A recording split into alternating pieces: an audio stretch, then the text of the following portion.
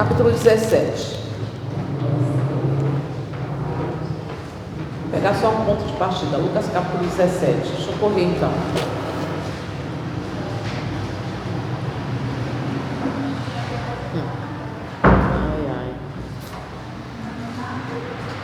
Talvez eu te dê essa mensagem só pela metade, tá? Porque é muito sacrifício, irmãos. Aqui, enfim, talvez eu te dê só pela metade. Vamos lá. Isso aqui é só um ponto de partida. Versículo 6, capítulo 17, o versículo... Aliás, deixa eu pegar aqui o 5. Então disseram os apóstolos ao Senhor: aumenta-nos a fé. Respondeu-lhes o Senhor: se tiverdes fé como um grão de mostarda, direis a esta amoreira: arranca-te e transplanta-te no mar, e ela vos obedecerá. Dá uma pausa, isso aqui é só um ponto de partida para mim poder passar para vocês aquilo que Deus colocou no meu coração nessa noite.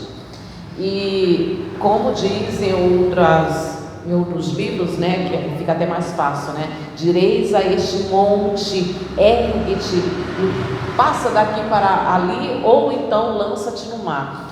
E Jesus, ele se refere não exatamente a um monte físico natural, mas algumas situações, alguns acontecimentos, algumas coisas na nossa vida que são um grande obstáculo. E o que, ao falar para você sobre um grande obstáculo que está na tua vida, te impedindo de vencer, te impedindo de ser feliz, o que passa na tua cabeça? O que você consegue imaginar que na tua vida poderia ser um grande obstáculo? Olha, eu meditando sobre isso, sabendo que Jesus não está falando de um monte físico, mas de um monte que é um grande obstáculo, eu meditando, para mim o que seria um grande obstáculo? A dificuldade de perdoar alguém, a dificuldade de retomar a confiança em alguém. Para mim isso seria um grande obstáculo. Quando alguém quebra a confiança, a dificuldade de retomar a confiança em alguém, a dificuldade de tomar confiança e acreditar na mudança, a dificuldade de investir em alguém, porque às vezes você olha para a pessoa e vem uma série de dúvidas. Essa pessoa parece que o pau nasce torto, morre torto, para esse daí parece que não tem jeito. E a dificuldade de investir, quando eu falo investir em alguém, não é simplesmente acreditar, investir mesmo em oração, em jejum. A dúvida a respeito de alguém, a dificuldade em se perdoar, para mim, isso são grandes obstáculos que impedem a pessoa de ser abençoada. E aí ele fala que se tivermos fé, mas não está dizendo uma grande fé, porque os discípulos, sobre a dúvida, eles meio confusos, eles pedem para Jesus: aumenta-nos a fé. E Jesus, naquele momento ali, eu acredito que os discípulos, eles não compreenderam. Jesus, ele fala que o importante não é ter uma grande fé, não é ter uma grande fé, mas em quem você deposita a fé. A fé, ainda que pequena, mas em quem ela é depositada. Ou seja, não é a grande fé, mas o grande Deus. Não é a grande fé, mas o grande Deus. A fé depositada em quem? E aí, para a gente poder entender a respeito disso, né? O que é fé? O que é fé? Há uma grande confusão a respeito da fé, porque algumas pessoas, irmãos, até acreditam que têm fé, mas a única coisa que elas têm é superstição e crendices. Elas acreditam nisso, que se fizer isso vai melhorar, que se botar um alho amostra vai melhorar, se botar uma arruda, se colocar um peão roxo na porta. São crendices que as pessoas acabam colocando ali a sua confiança, achando que aquilo ali vai mudar. Algumas pessoas, na verdade são muitas pessoas, o que elas têm são crendices e superstições, que se fizer isso melhora.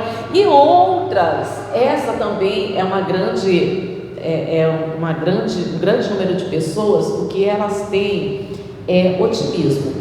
Tem muitos. E a gente vê, irmãos, que vivemos numa época onde existe muito coach, são especialistas que te ensinam a se comportar, a vencer, a conquistar. E nessas reuniões, nesses congressos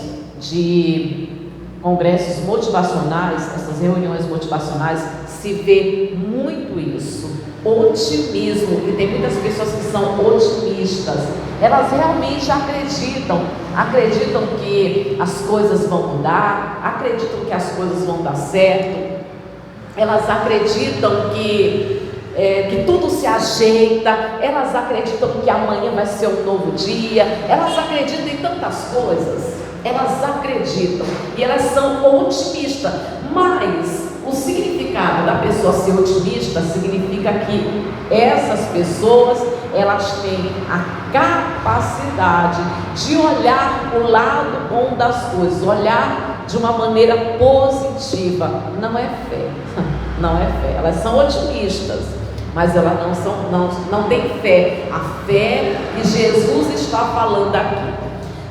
Algumas pessoas são esperançosas, também não significa que elas têm fé, tá? Não significa que elas têm fé. Mas então, o que é realmente a fé?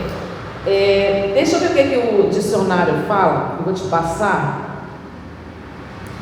A fé está ligada a crer, confiar, a acreditar, a apostar. Deixa eu repetir isso daqui para você.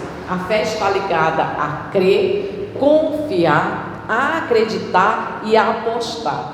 Quando você crer numa coisa, você acredita, você confia e você aposta.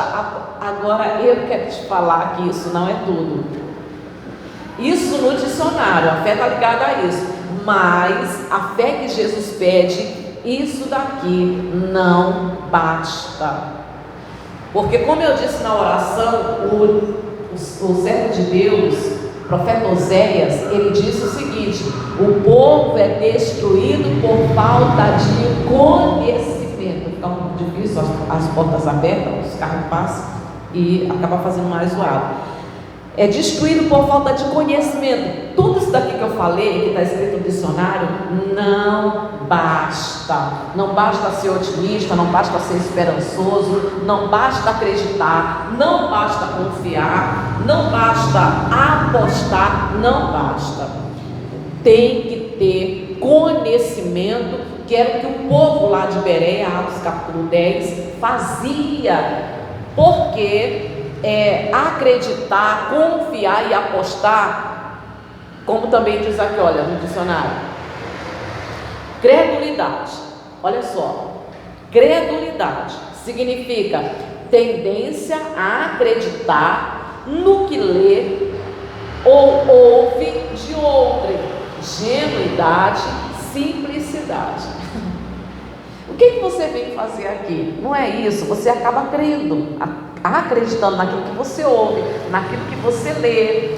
E se eu colocar um estudo nas suas mãos, se eu passasse aquele estudo, você ia acompanhar o estudo, você ia sair aqui acreditando. Não basta, não é suficiente. É necessário, volto a dizer, ser como aquele povo lá de Bereia, Atos capítulo 10, que eles ouviam, aprendiam, mas chegavam em casa, eles iriam examinar. Eles examinavam sobre tudo aquilo que estava escrito. Qual o benefício de nós termos fé? Irmãos, para tudo, para viver, para conquistar. Se você vem à igreja e você faz orações, você quer a resposta das suas orações. E oração significa não petição, porque tem muita gente lá fora, é só o que o pessoal faz, é pedir. Passa o dia, acha que ora, anda na rua falando com Deus e acha que está orando. Não é oração, é petição. Temos que ter cuidado para que a gente não seja igual a eles. Será que você não está fazendo isso? Não está pedindo, fazendo petições e anda pela rua e pede para Deus: meu Deus, isso, meu Deus, me ajuda, meu Deus. Não, é preciso, se eu quiser ter intimidade com uma pessoa, conhecê-la profundamente, eu preciso tirar alguns momentos para ter um bate-papo, um diálogo, uma conversa, não um monólogo, mas um diálogo com essa pessoa. A mesma coisa é com Deus. É preciso separar aquele tempo aonde existe uma conversa, um bate-papo, um diálogo, aonde eu vou contar para ele a respeito de todas as coisas, meus anseios, as minhas vontades, meus planos, meus sonhos, os meus lemas. Vou conversar com ele durante aquele determinado tempo ali. Então isso é conhecer a Deus, tanto através da oração, como examinando as Escrituras. Isso vai nos levar a ter fé. Hebreus capítulo 10, né? Vê comigo aí Hebreus capítulo 11. Hebreus capítulo 11. Como eu falei para você, isso vai nos levar a ter fé. Como diz Romanos capítulo 10, versículo 17, a fé vem por ouvir e ouvir a pregação do Evangelho. A gente ouve, mas também estuda, também examina. Hebreus capítulo 11. Esse daqui é muito conhecido.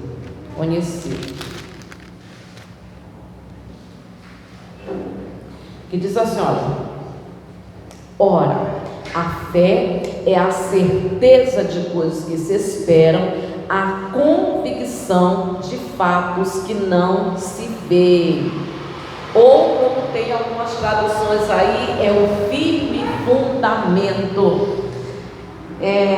Isso significa que para você edificar, construir alguma coisa, você tem que se preocupar primeiro com o fundamento, ou seja, com a estrutura, com o alicerce.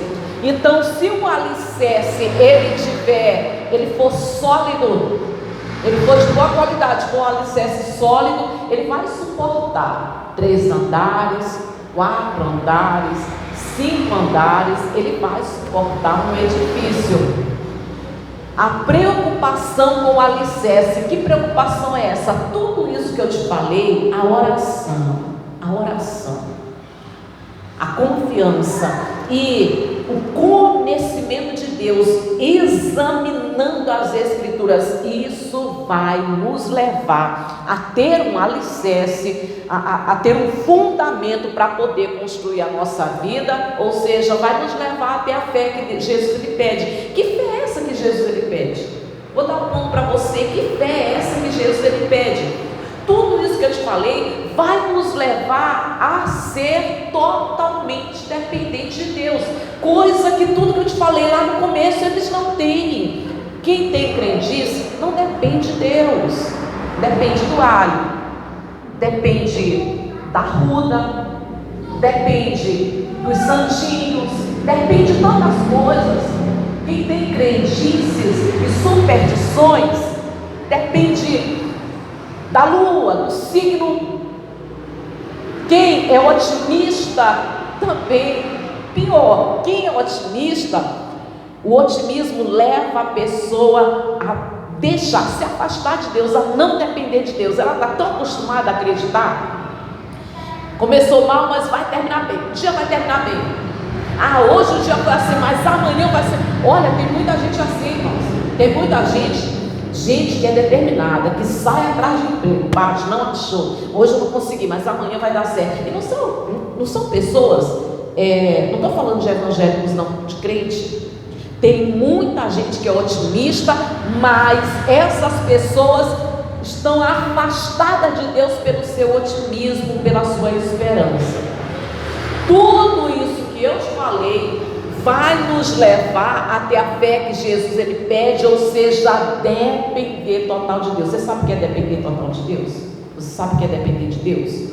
É quando você verdadeiramente acredita que Ele é o Criador, você se coloca na dependência, na confiança total dEle, acreditando que sobre todas as coisas Ele é Senhor, confiando nele, ainda que nos momentos mais difíceis, embora você não esteja vendo uma solução, não esteja vendo uma saída, mas você acredita que Ele é onisciente, Ele sabe o por que isso está acontecendo, e Ele pode mudar e transformar aquela situação. A fé que Jesus ele pede é que, ainda que a gente não compreenda por que está acontecendo, por que estou passando, o que está acontecendo, mas ainda assim eu sei que o meu Deus, Ele está no controle de tudo. Eu vou te dar um exemplo maravilhoso, maravilhoso. Atos capítulo 10, 12, perdão, Atos capítulo 12. Atos capítulo 12. Deixa eu dar esse exemplo aqui.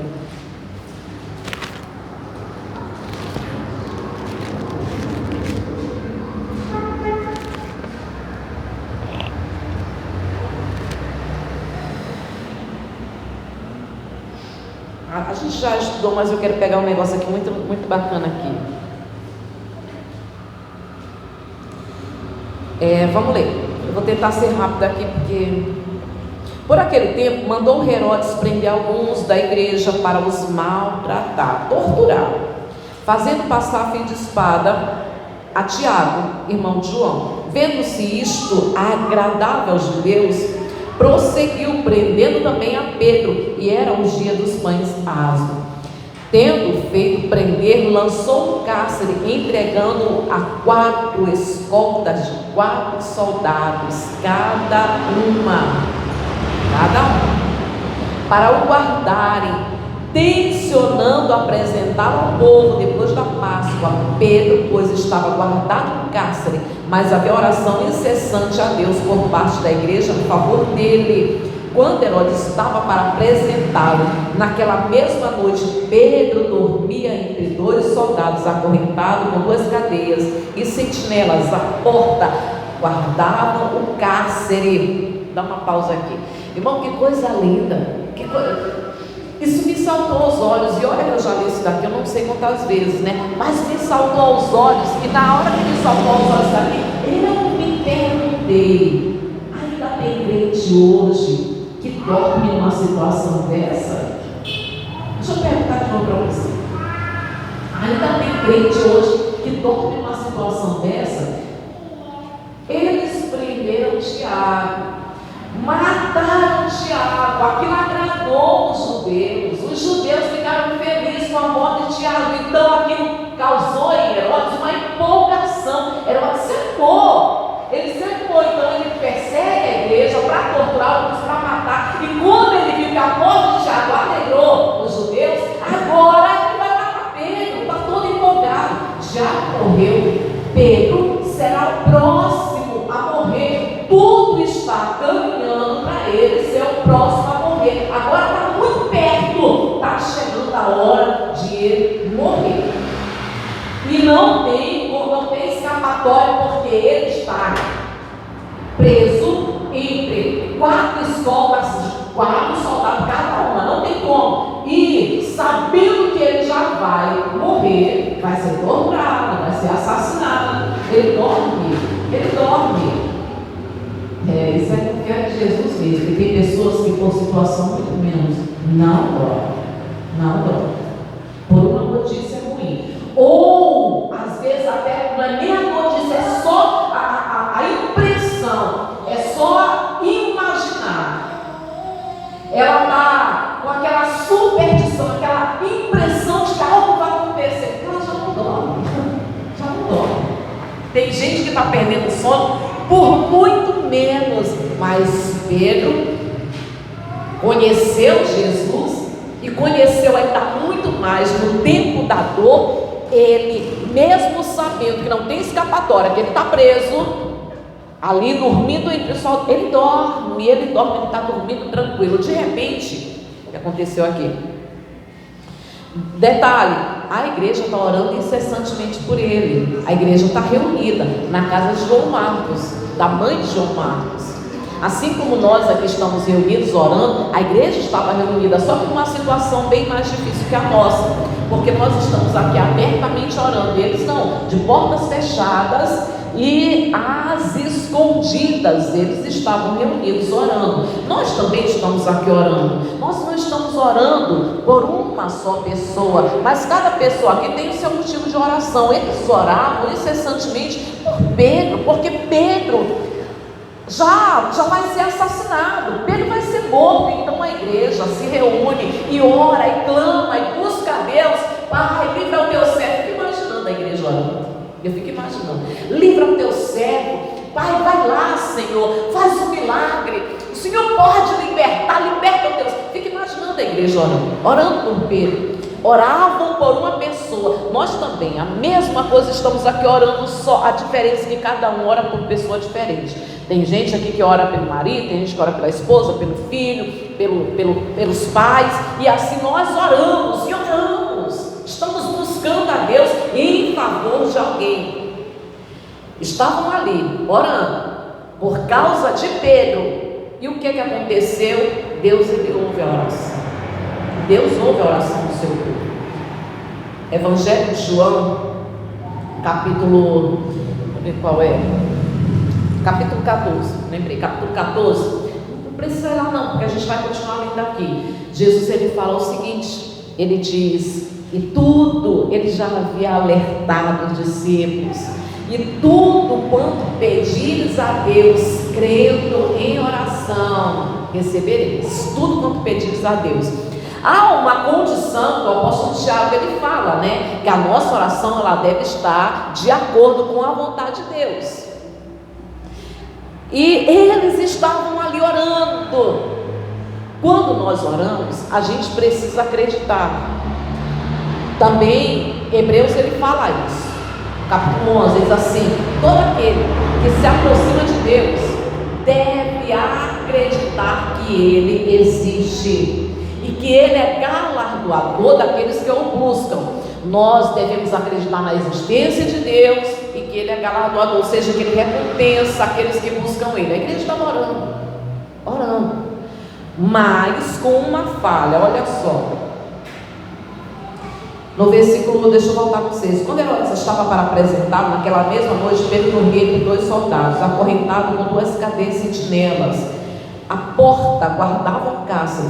Eis, porém, que sobreveio um anjo do Senhor e uma luz iluminou a prisão, e tocando ele ao lado de Pedro, despertou, dizendo: levanta-te depressa. Então as cadeias caíram-lhe das mãos. Disse-lhe o anjo: cinge-te e calça as sandálias. E ele assim o fez. Disse-lhe mais: põe a capa e segue. Quando fala apareceu-lhe um anjo, a luz iluminou. Para nós, a luz já iluminou. Para nós, a luz já iluminou, irmãos. Não tem como a gente viver preso. E muitas das vezes nós estamos presos. Nós estamos presos na nossa incredulidade, nas nossas dúvidas. Mas para nós, a luz já iluminou. Não é à toa que nós estamos aqui e que nós acreditamos no Evangelho da verdade, coisa que muita gente não acredita. Agora, a presença do anjo significava a presença de Deus. Quando o anjo aparecia, aquilo significava a presença de Deus. Também não há diferença nenhuma para nós. A presença de Deus está aqui. Está aqui. E despertou e mandou ele levantar.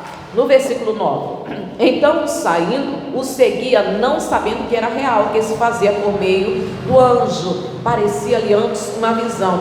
Depois de terem passado a primeira e a segunda sentinela, chegaram ao portão de ferro que dava para a cidade, o qual se lhe abriu automaticamente, e saindo, enveredaram por uma rua, e logo adiante o anjo se apartou dele. Então Pedro, caindo em si, disse: agora sei verdadeiramente que o Senhor enviou o seu anjo e me livrou da mão de Herodes e de toda a expectativa do povo judaico. Dá uma pausa. Pois olha, louvado seja Deus. Parecia um sonho, ele não sabia se aquilo ali era real, mas a luz iluminou. Jesus, ele vai livrando e abrindo todas as portas para Pedro ser liberto.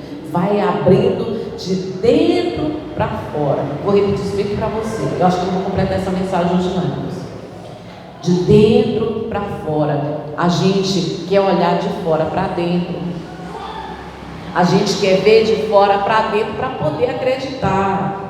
E se você não vê nada acontecendo fora, está tudo igual, está tudo do mesmo jeito, aí você duvida, aí você não acredita, mas as portas, as cadeias vão se quebrando, é de dentro para fora. De dentro a gente não vê, quem está fora não vê o que está acontecendo, quem está dentro. E às vezes a gente duvida exatamente por isso. Não pode duvidar, você está orando para Deus libertar, e Deus está quebrando as cadeias de dentro para fora. Você não está vendo nada fora, mas por dentro Deus já está fazendo a mudança na pessoa que você está orando. A gente não pode duvidar, porque é assim que Deus trabalha sempre. De fora para dentro Ele não trabalha, não. Ele trabalha de dentro para fora. E Ele faz a obra de dentro para fora. E não é porque você não está vendo fora que você vai duvidar das suas orações. Você não está orando? É que nem eu falei uma vez para uma pessoa que estava se reclamando comigo, e eu estou orando e não sei o que. Eu me zanguei na hora, né? Eu digo, vem cá, tu está orando é para Deus ou é para o diabo? Também, graças a Deus, ela entendeu. Ela disse, não precisa falar mais nada. Porque se eu estou orando para Deus, eu não vou me lamentar, eu não vou me reclamar, eu não vou chorar. Eu sei que Deus está recolhendo as minhas orações e Ele vai agir. E na hora certa, no momento certo, eu vou ver a manifestação do poder de Deus. Você está orando, então não duvida. A oração não pode ser feita com dúvida. Continuando aqui. Versículo qual? Isso, versículo, pegar o 12. Considerando ele a sua intuição, resolveu ir à casa de Maria, mãe de João. Ele imaginou que o povo estava reunido lá. Quando dominado Marcos, onde muitas pessoas estavam congregadas e oravam. Quando ele bateu ao posto do portão, veio uma criada chamada Rode ver quem era. Esse nome Rode significa rosa, tá? Rosa, roseira, rosa. 14. Reconhecendo a voz de Pedro, tão alegre ficou que nem fez entrar, mas voltou correndo para anunciar que Pedro estava junto ao portão. Dá uma pausa aqui. Irmãos, a gente podia trocar o nome dessa menina de Rosa para Feliz. De Rosa para Feliz. Porque ela creu. Ela creu. Não tinha como, na hora que ela ouviu a voz de Pedro, ela ficou tão confusa, de alegria, de felicidade. Ela foi tomada por uma felicidade tão grande que ela não abre a porta para ele. Aí ela sai correndo, deixa ele lá fora, chamando, e vai lá dentro testar a fé das pessoas. Não, porque foi proposital, mas foi um teste para aquelas pessoas, que está aqui escrito aqui para que a gente possa aprender, porque tudo que está escrito aqui na Bíblia, isso é para exemplo e para ensinamento nosso, para instrução nossa, e aquilo dali traz para a gente um entendimento de como a gente não pode ser. Olha só, versículo, voltar no 14. Reconhecendo a voz de Pedro, tão alegre ficou que nem fez entrar, mas voltou correndo para anunciar que Pedro estava junto ao portão. Eles lhe disseram, estás louca? Ela, porém, persistia em afirmar que assim era. Então disseram, é o seu anjo. Dá uma pausa, vou narrar o restante. Está aqui. Poderia não estar escrito aqui, mas está escrito aqui para exemplo nosso. Isso daqui acaba nos alertando. Tudo que está na Bíblia, irmãos, acaba nos ensinando, nos instruindo. Ela vai tomada de alegria, ao invés de Rosa, bota o nome dela de Feliz, tomada de felicidade, ela corre para eles estão lá, orando incessantemente, mas tem muita gente que está igual a eles, orando, mas não crendo, não confiando, não está orando com fé, e eles não estavam orando com fé, tanto que eles falam, você está louca, o que eu estou orando, mas o que eu estou pedindo para Deus é impossível de acontecer. São 4 escoltas de soldados, formada por 4 soldados, cada escolta.